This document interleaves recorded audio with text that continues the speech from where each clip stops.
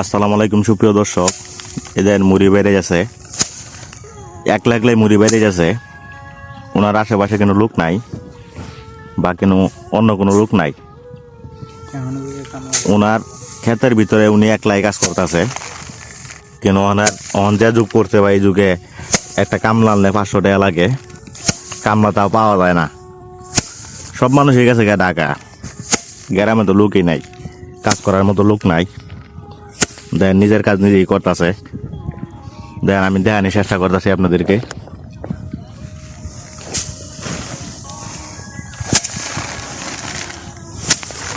ওর নাম হলো গিয়ে সবুজ। প্রতিনিয়ত একলা একলা কাজ করে, প্রায়ই দেখছি। আর প্রত্যেক ভিডিওতেই ওরা উড়ানির চেষ্টা করি, ওর কাজগুলা তুলে ধরার। যে জায়গায় কাজ পায় ওই জায়গায় রাজমিস্ত্রি কাজ করে। ধান কাটার সময় ধান